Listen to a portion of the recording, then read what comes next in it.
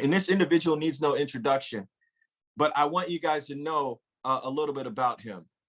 When I first got involved with this business, this individual is someone that I heard of immediately. He was in Los Angeles, I was in San Diego market, and I heard some incredible things about him, how he had built an organization. He had built one of the largest organizations in the company that overrode multiple countries. And some of the top senior vice presidents in the company were a part of his organization, and he mentored them directly. I also learned that he was able to mentor people that weren't even in his organization because he loved to see people win. So not only was he successful in his own business, but he loved to see others win, whether or not it had to do with his success financially. On top of that, he was hilarious. He was fun to be around when I got to know him, and I enjoyed spending time with him.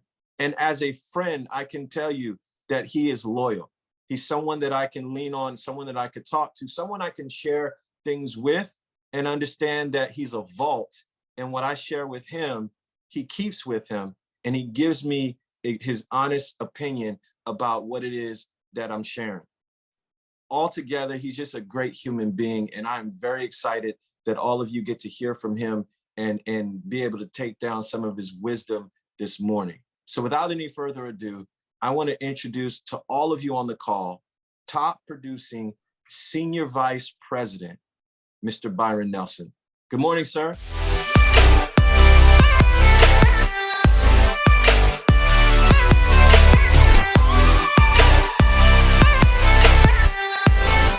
Great morning. How are you, sir?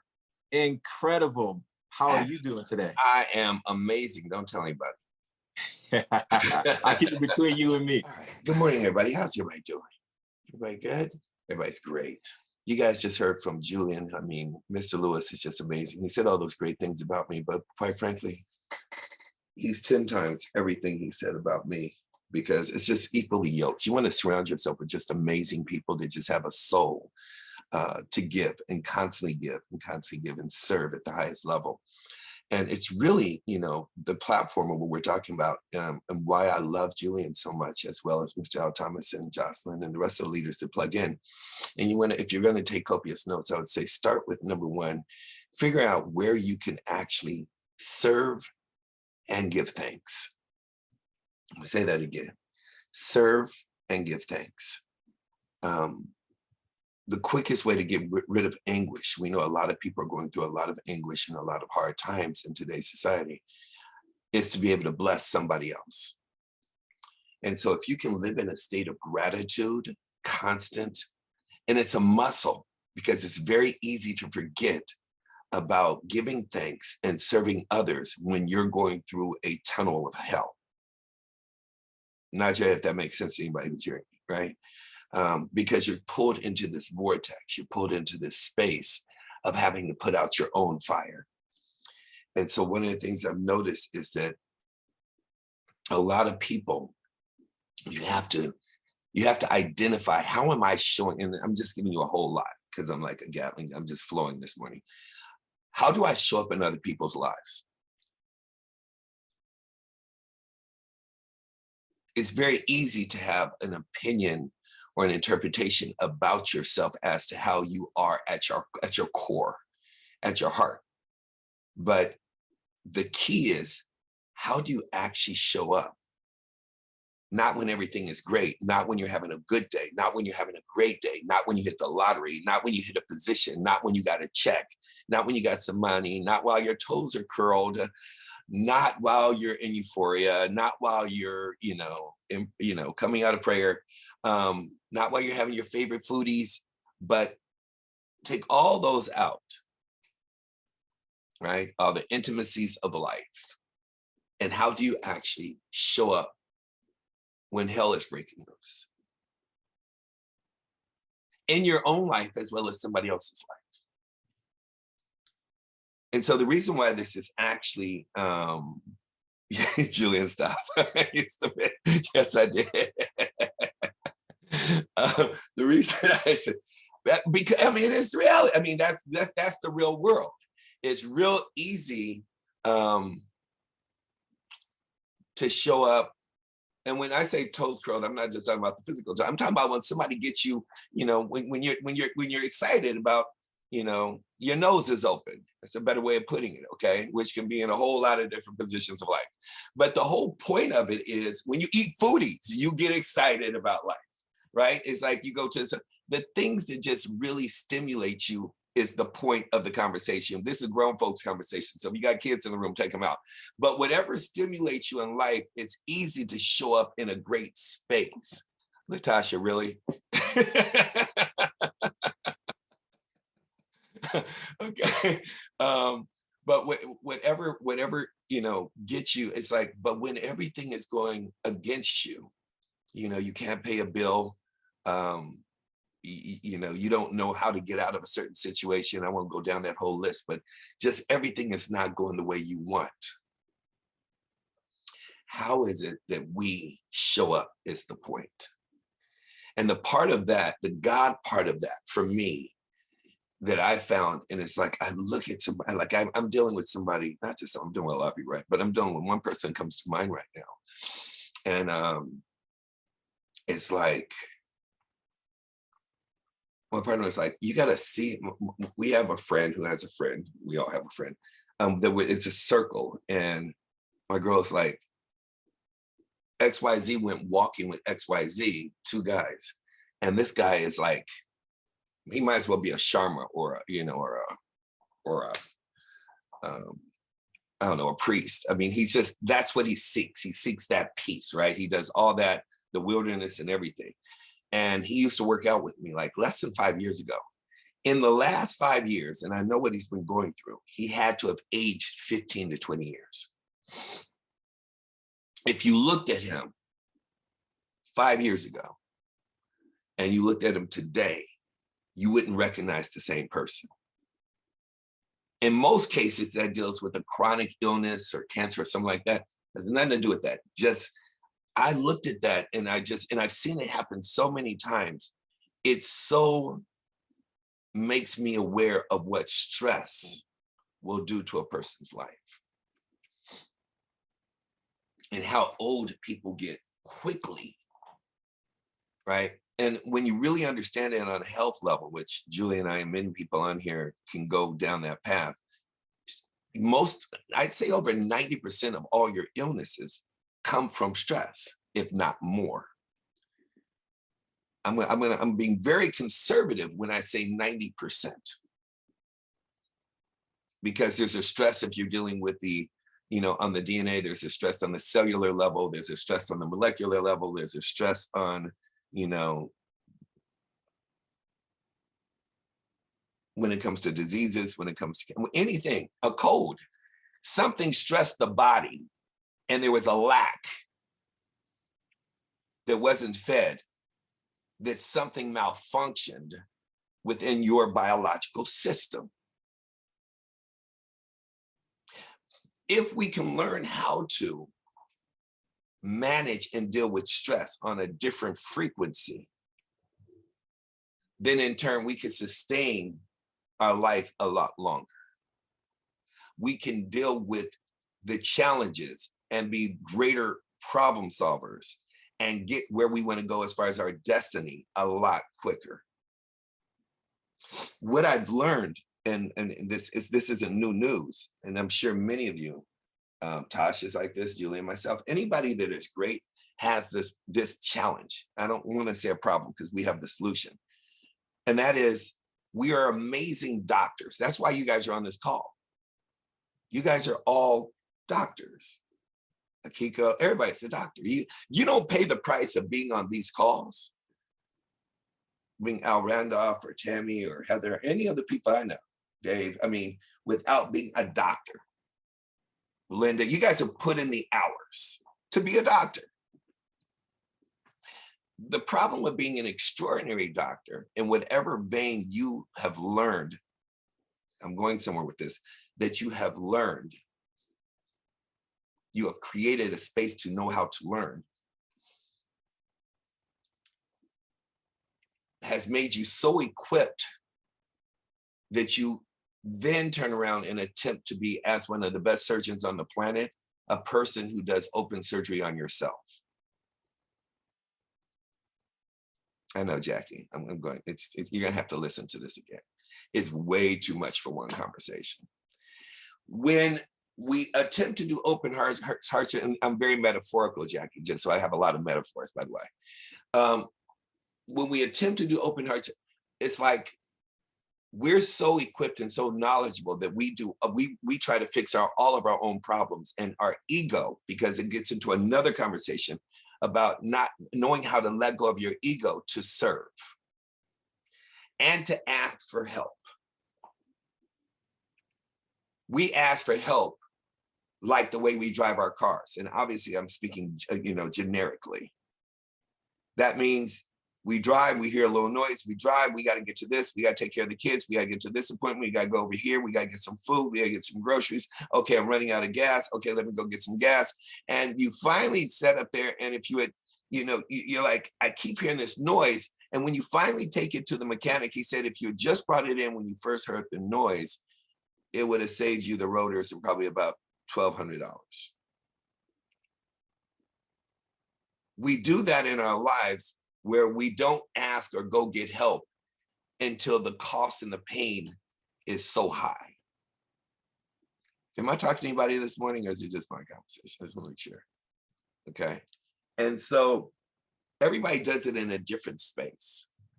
So what I have done, and I'm going to take you through a journey real quick in less than 20 minutes. I actually, and you guys know I'm big on visualization, and a few Tammy has seen these, and I want to get through them really fast because I like to leave 5 to 7 minutes for anybody that has questions. It's real simple. So I have 3 of them here, of 3 things that I actually, because I'm taking myself through a program, I've mastered several things to be able to get to the level of business that I do now. You could say everything from landmark to NLP. I can go down the entire list, but I deal with the masters of the universe that actually create these programs and have for the last 40 plus years.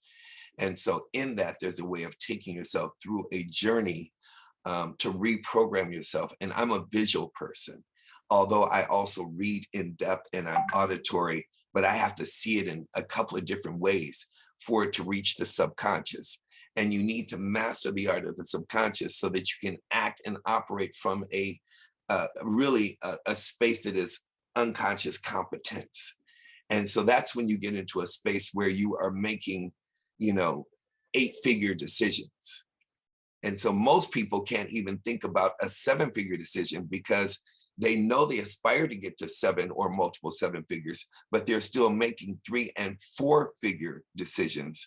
And those 3- and 4-figure decisions, because your human side and the mechanics of how brilliant you are, how genius you are, and the hours you put in actually got you to a strong 5 figures. So there's several people on here that are making anywhere between, I'd say $7,000 to $12,000 to $15,000 a month, but you're operating at a 4-figure a month level. It's the human genius that gets you to the 5-figure level. And because you haven't upped the ante and invested in yourself, submitted enough, let the ego enough, and gone the extra mile to restructure your studying habits of how to take yourself, that's why you have not gotten to an 8, because a 7-figure player is operating at an 8-figure level. I don't know if you, like I said, Jackie, everybody gonna have to listen to this one again because it's a very intense conversation because it's layered. Does that make sense? You guys following that so far?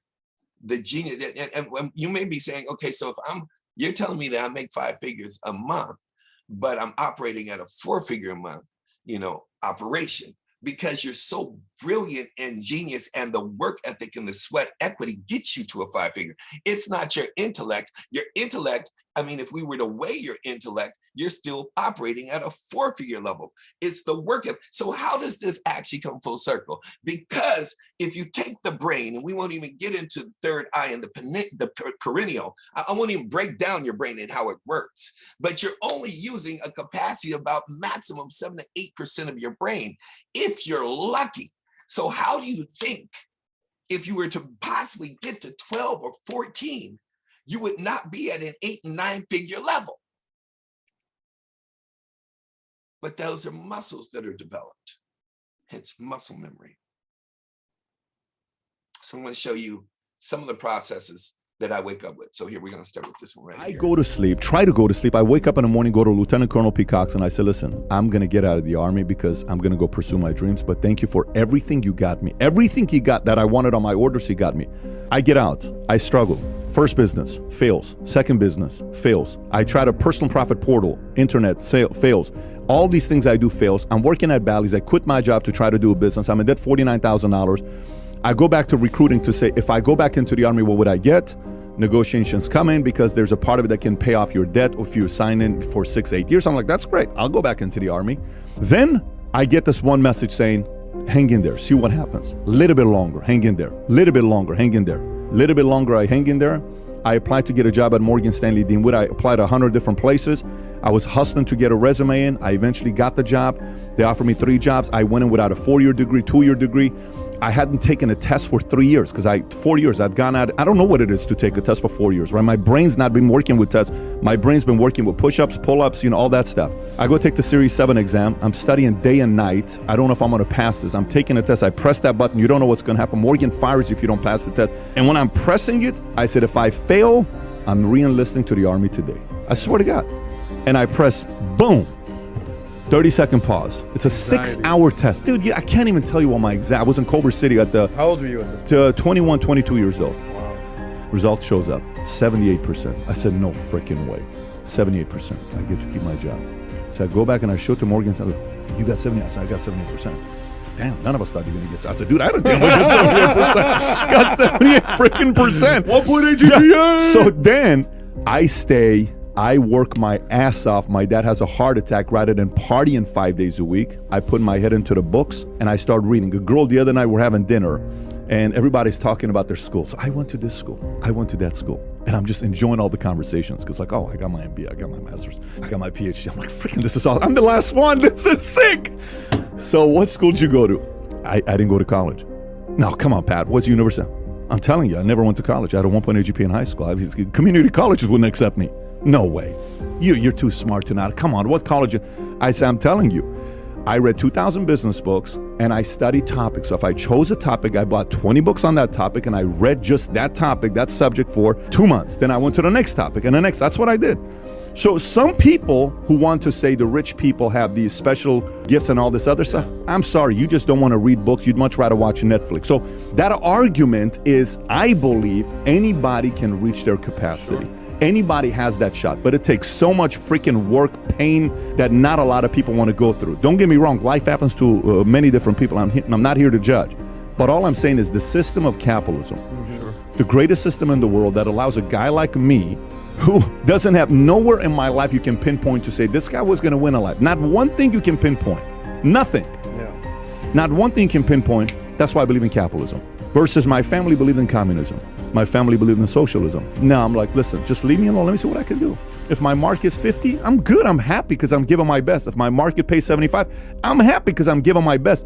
But if I keep bringing value to the marketplace, all of a sudden an opportunity is going to come up. Yeah. And you can't predict that opportunity. All of a sudden, someone's going to say, you know what? We're going to do this project. I want you to be a part of it. Here's how it's going to work out. And boom, your name pops up. What the hell just happened here? Because behind closed doors, rather than throwing the towel, you're giving your best. Capitalism works. It's those who don't work that hate capitalism, unfortunately. Those who don't work and don't improve. Some say, I work my ass off, but they don't read books. It's those two criterias. You got to work, you got to improve, you got to have a decent attitude. If you have that, capitalism is going to favor you. Strategize, outlast, you always say. Just the first two. Just the first two. The first two will land you a good job. Listen, nothing about what I said has to do with my last name. Nothing with what I said has to do with the school I went to. Nothing with what I said has to do with certain God-giving. Nothing with what I said has to do with that. Formula is very transferable to others. I don't jump 46 inches. My name is not LeBron James and I jump 46 inches. I'm not that guy, okay? I'm not a statistician that I can just go through some of the stats, that stuff and I'm Ray Dalio. No, I'm not that guy. It's called work your ass off and improve. I challenge anybody to do the following. Take 4 subjects: sales, negotiation, human nature, and money. Go to Amazon. I will fund this if somebody wants to do this.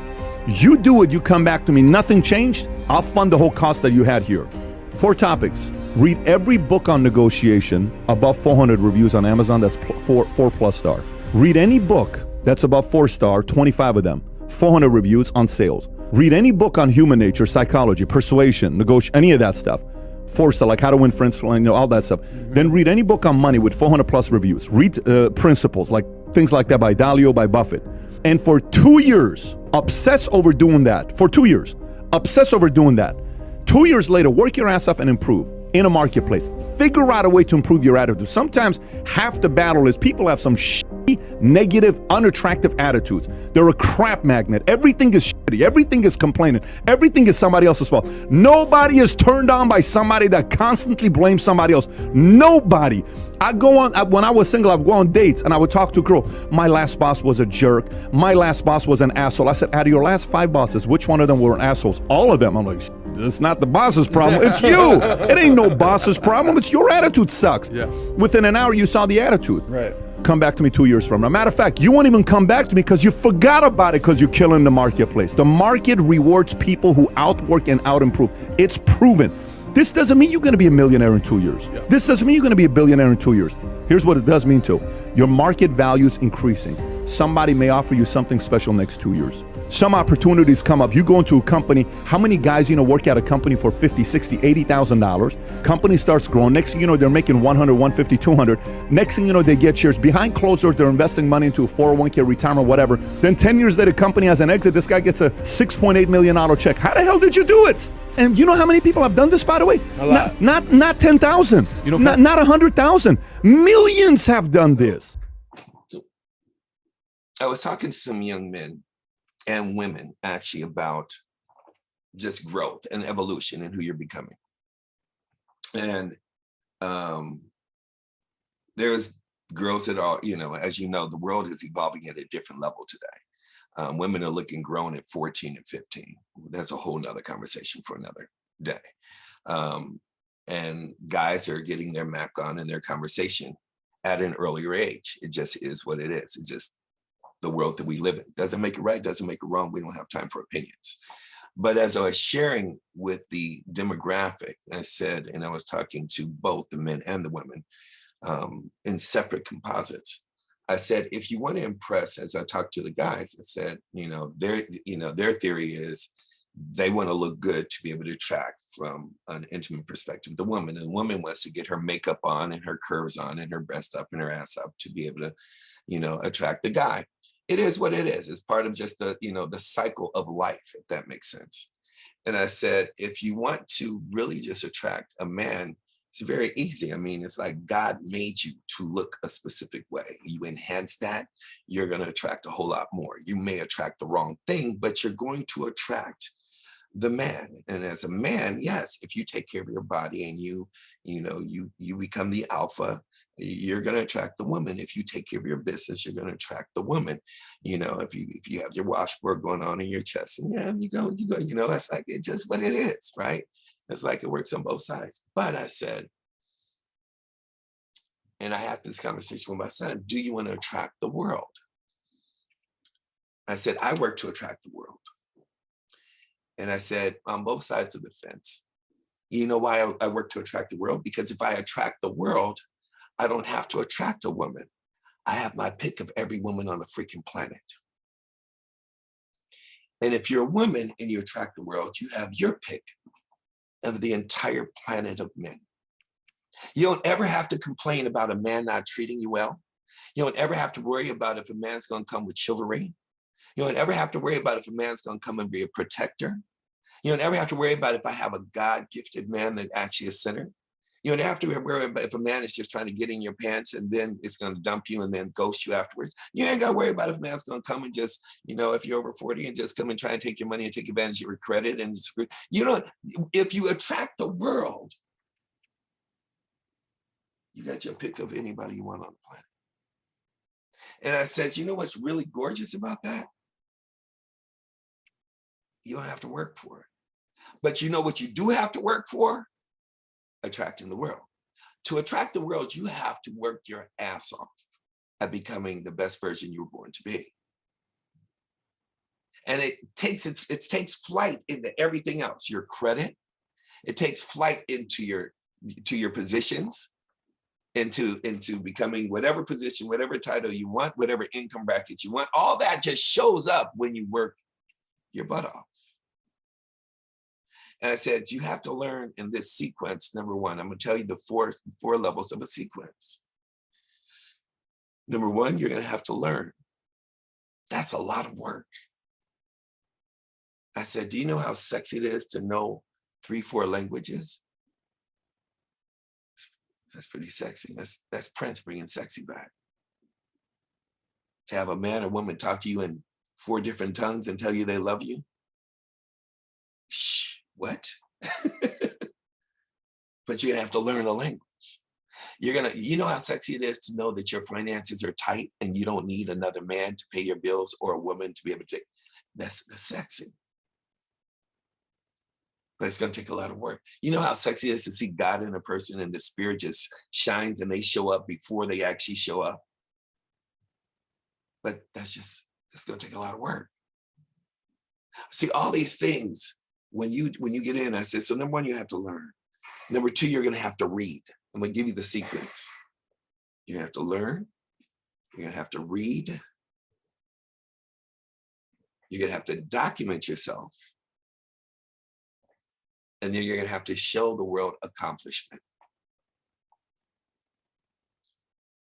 I said, you never have to worry about people standing in line for you when you have learned and you're read and you have documented who you are and you're fully accomplished.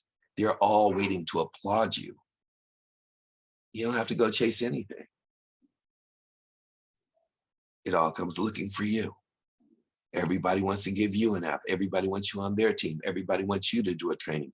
Everybody wants you when they're having a bad day. Everybody wants you when you become the golden goose with the golden egg. You don't become a golden egg. See, everybody else is doing everything short of is a golden egg. You want to become the golden goose. So let me take you through how that works for me, and I'll share this here. Very short. That the first one is the longest, but the next 2 are only 2 minutes long. Stick with me. I'm going somewhere. Our brains cannot tell the difference between an actual physical event and the vivid visualization of that same event. A reason for this is that when we experience something and when we visualize the same thing, we activate similar brain circuits. Because of this, visualizing desirable outcomes helps boost confidence, motivate ourselves, improve focus, practice movement sequences, increase strength, decrease reaction times, rewire our brains, and make epigenetic changes in our bodies. These things, along with your training, all complement and reinforce each other to improve performance and help you achieve your goals. For example, Conor Mcgregor uses visualization to boost confidence and prepare for competition. To give you an idea of how serious Conor is about training his mental game, here's what his coach John Kavanagh has said about it. Visualization techniques that Conor was doing before I'd heard of anyone else doing them, like he could tell me when he was going to fight. He knew exactly what was going to happen long before it happened because he had done it 1,000 times in his head. He had warmed up in backstage. He had heard the crowd. He had smelt the arena.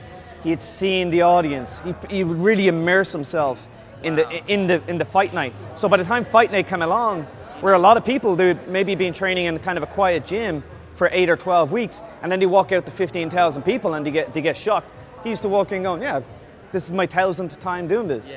Like John Kavanagh said, Conor's vivid visualizations can help explain why he is so relaxed and confident when he makes the walk to the octagon. It's a similar story with Michael Phelps. In his book, he writes that he would visualize to prepare for competition and to motivate himself, sometimes for up to 2 hours in one sitting. My dreams and visualizing kind of really played a role in to making me motivated and helping me achieve the goals that I had. Alex Honold, an athlete who climbs some of the world's most challenging mountains without a rope, does the same thing as Phelps. As he writes in his book, sitting and thinking, hour after hour, visualizing every single move, everything that could possibly happen. That's what it takes to wrap your mind around a challenge such as the one I was about to attempt. I had deliberately visualized everything that might happen on the climb, including breaking a hold or just losing it and falling off. In a real sense, I performed the hard work of that free solo during the days leading up to it. Once I was on the climb, it was just a matter of executing. In terms of increasing focus and decreasing reaction times, a study of 200 martial artists found that visualization and self-talk reduced reaction times from 0.737 seconds to 0.659 seconds, roughly 10%. Although this may not seem like much, this is often the difference between winning or losing. An explanation for why this happens is rooted in a part of our brain called the reticular activating system. The reticular activating system acts as a filter. Out of all the information coming to our senses from the environment, it selects what will be noticed and given attention to by the conscious mind. By practicing visualization, you can prime your reticular activating system to help you notice and focus on important information during your competitions. For example, in UFC 194, Conor knocked out the 10-year undefeated featherweight champion in 13 seconds. Conor had been visualizing the sequence months before the fight and had even told the world what he planned to do. I plan to set him up, trap him, lead him into dead space, lead him where he feels he is safe, but all of a sudden it's a trap and he is in big danger. During his warm-up, he was also practicing that exact sequence. When the fight started, Conor's mind was focused and primed to recognize his opponent's sequence, which allowed Conor to instantly react with the counterpunch. In terms of practicing movement sequences, a Harvard study found that research subjects who mentally practiced a simple 5-finger piano exercise for 2 hours a day for 5 days made the same brain changes as the subjects who physically practiced the same activities, but without ever lifting a finger. Remarkably, visualization can also increase strength. In a similar experiment, 10 volunteers each imagined flexing one of their biceps as hard as they could 5 times a week. In a few weeks, they increased their bicep muscle strength by 13.5%, and they maintained that gain for 3 months after the training had stopped. And finally, consistent practice of visualization can be used to rewire our brain and to make epigenetic changes in our bodies. Key behind this is how much self-care, do you take care of yourself for how you want to show up in the world? Like I started, I always start where I finish, and that is, how does the world see you and how do you want the world to see you? How do you see the world and how do you want the world to see you? And then to be able to create that neural pathway, which gets into neuroscience, it's an amazing place to be in an unconscious, competent state of self-care in every area of your life, financially, mentally, spiritually, physically, to know that you're in a space that how much visualization, some of you I know do meditation, some of you do yoga, some of you work out. How many actually spend, I'm talking about the masters of the universe. Serena has done this. Kobe, I studied intensely, did this 24/7. Michael Jordan did this. There's not one person all the way to Michelangelo who didn't visualize. And even to the point of a lot, and you've heard Mr. Al Thomas talking about my SVP award, and many of you were there. That was visualized way before that came into play. And here's what's really scary about it. That was the prelude. That's like the preface of a book. That has nothing to do with my stage. My stage is so large. What I've been working on for the past 2.5, 3 years is sick. It would scare the average person wouldn't be able to even fathom it because they can't even fathom having $1 billion in their account. Can you imagine that just yesterday, while playing basketball, he is the first person in the history of basketball that while playing basketball, he just got acknowledged as a billionaire.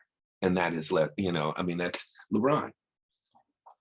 No other player in the history has ever hit $1 billion mark net worth while playing the sport. But you got to ask yourself, do you think that happened accidentally?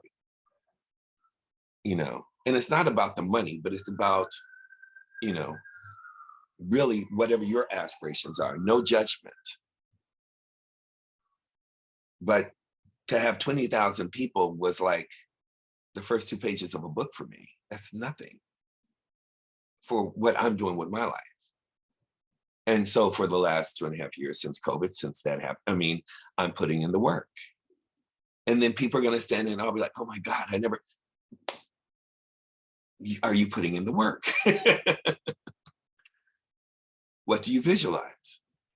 every single day. Some of them, I mean, you're talking about for accomplishing extraordinary things. There are people that actually just literally taken and created a habit of anywhere from 10 minutes to 2 hours a day and just seeing it over and over again.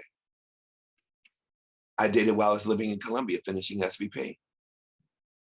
I actually finished SVP 3 times before I walked. Pat Mazur actually finished SVP 4 or 5 times on his own. I don't have time to go into the details of the story, and it's not worth it. But there are things that happen that take you on your path to create who you're supposed to be when the world sees how you arrived. And that's why so few people actually get through the eye of a needle.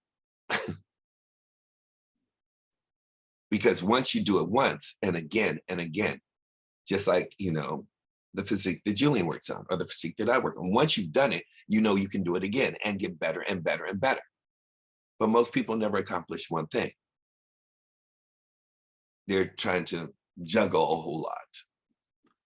And then their ego doesn't allow them to go and get expert knowledge on how to acquire or access that.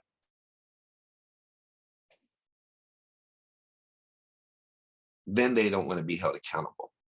So they hold themselves accountable, and then they're doing open heart surgery on themselves, which is why they don't accomplish anything.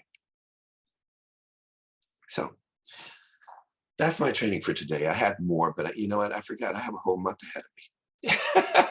I'm really okay. So I would encourage you guys to truly, truly let your ego go. Learn how to serve. Live in gratitude. Count how many people you make smile. Outwork everybody. Go find some expert help if somebody can help you go where you want to go. Bring something to the table. Make sure your mind is made up. I mean, the list is so long. But figure out how you want to be seen and how you want to show up to the world so that the world can serve you up that platter. I'm open to any questions. I have about 5 minutes. Anything I can help you guys with? Excellent. Good afternoon, Mr. Nelson, and thank you. Great. I just wanted to know, what is a good book to start with? Because trying to do the self-development part. Right. Well,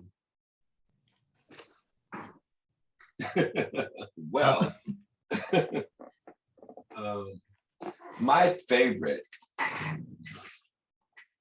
as I keep several up here,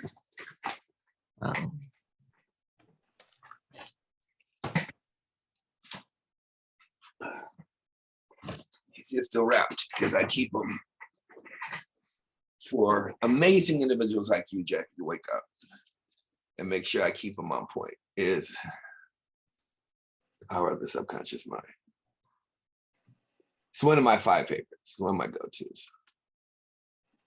But if you're just starting, the first thing you're going to have to do is de-weed your mind and plant really good seeds. And this is the starting point for that.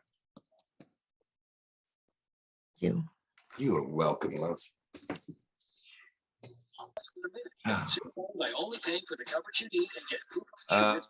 Tammy, then, well, Mary, then Tammy, then Ken. Stay muted until so that it doesn't interrupt. So go ahead, Mary. You said what categories and which one do you start with? Bob, you always start in the mind. You always start with the way you think. Everything is with the way that you think. I would actually, to what you're saying, Bob, to that question, if you're looking for where to start, go pick up for you The Magic of Thinking Big by David Schwartz. But yeah, The Magic of Thinking Big. So that's it, really depending on where a person is in life. If you're looking for just a starting point, that's why I told Jackie that.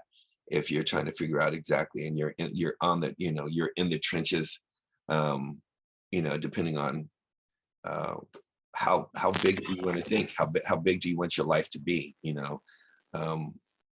I live my life as if my eulogy is tomorrow. So everything that I'm doing in my life has to be a hallmark that lives beyond me. And unless you intentionally live on purpose like that, purposely live, then you won't be remembered when you're gone. Your life is worthless. So So I do that to make a mark in people's lives to reach out to me as well. So, you know, and cross-pollinate with people that think in the same frequency. You don't have to be equally yoked, but you have to be in the same frequency. So, awesome question. Anybody else? I do have a question, sir. Yes, You know, yes, please. This is Ismael. There are some days in which I feel like, wow, you know, and the next day I feel like, what's going on with me? You know, like I'm going down, and I need to learn how to keep it steady and up and up and up, not going down. I don't know. What is your suggestion? For me, you have to find your own rhythm. Everybody has a rhythm. You need to figure out how to stop, and it's really inspect what you expect. So if you're looking to run a 100-mile dash, or if you're looking to do the 440 in track, or you know you're going to be a swimmer, you have to look at where you are to evaluate how to get to the next point in your life, or how to get there faster, if that makes sense. If you got to look at your strokes, you got to look at your breathing techniques. If you're trying to get faster to be able to win a gold medal, you have to have somebody who's holding you accountable, somebody who's tracking your progress, and then stop to be able to evaluate what you have already accomplished in order to get to the next level in your life. And I call that a recess. Like for me, I'm going to Cabo, I'm on my way to Mexico. And then I'm, you know, after that, I'm going to Jamaica. And then after that, I'm probably going to Dubai. And I mean, I have a list of places that every 6 weeks I'm gone. And so I go dark and a person can't reach me. I intentionally want to be detached. I want to be completely unfound. I want to be completely in a space where I can actually take care of me and not be taking care of everybody else, no matter how small or big it is, until you can silence all the voices that are pulling on you and all the responsibilities. You can't get a foundation to build on that is just a reset, if that makes sense, right? So, you know, and people will complain, but at the same time, you know, they'll love you much better when you come back with an amazing spirit and regenerated, refuel. Because a vacation is not to get away from what you do. A vacation is to run back to what you do. I love what I do. Most people are like, I need to get away from the kids, and I need to get away from the job, and I need to do that. That's not a vacation. I mean, you need a new life. A person that goes on vacation, they want to refuel so they can hurry back to get to what their purpose and what they're doing. They love what they're doing. I just had this conversation recently. So yeah. So hopefully, Ishmael, that helped. It's you need to just really put some That is so funny because I just came from a trip that I went to New York and Washington, D.C. and came back like, yeah. And I can come back home and say, what? Well, when you were in DC, when you were there, did you have a journal? Did you outline everything you were doing, or did you go to see some friends or go to have fun or just enjoy something? And neither one is wrong. I'm not making wrong from either one, but you can't, there's no way. See, I'm not going away just to have fun. Fun to me is redesigning my life and coming back to attack it with the vigor of a python. You know, I mean, it's just, that's exciting to me. I just find places to completely detach, refuel, and replan. So that would be the question. If you came back and you felt like you got back into a sinkhole, then you didn't go there and map out and become the architect of your life to come back to build with the vigor to get to the next level of your life. Nod your head if you guys, everybody understands what I'm saying in that. See, it's like when you're creating a blueprint for a masterpiece, there's no way you can get into a state of depression. There's no way you can go back down, because it's just so exciting to build something for you.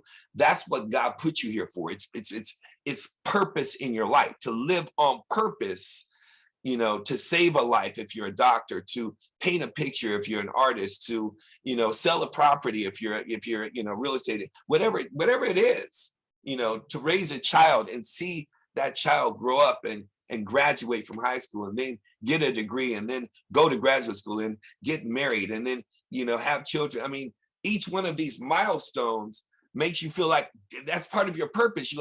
no matter how much my life did not give everything I wanted, I didn't get everything I wanted, I have this to show for it. At least I have this piece of me. So, I mean, you you constantly are revamping that from elementary school to junior high to high school, and making mistakes and correcting them. And it's part of the process. It's what keeps us alive. People only die when they lose purpose. I'm gonna say that again.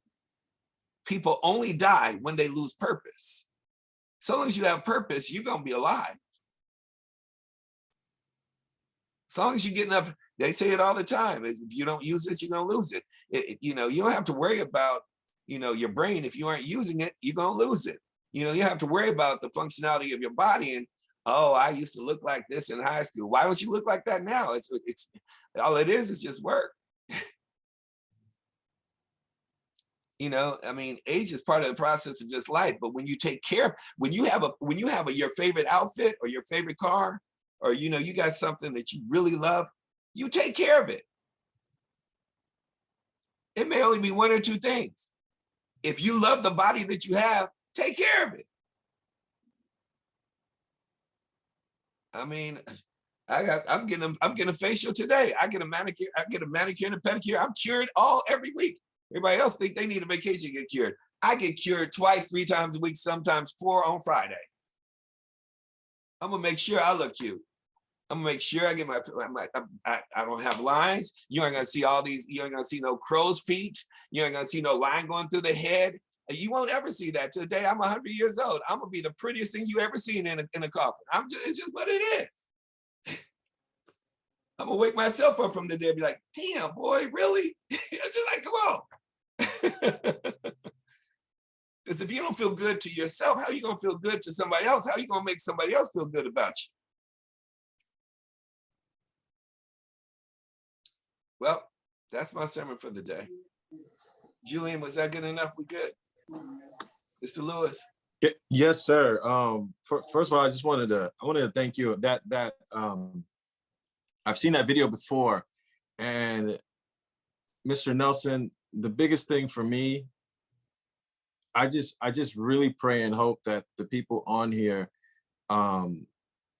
start to realize that the people that they look up to, you know, the people that they're like, oh my gosh, if I could just be like them.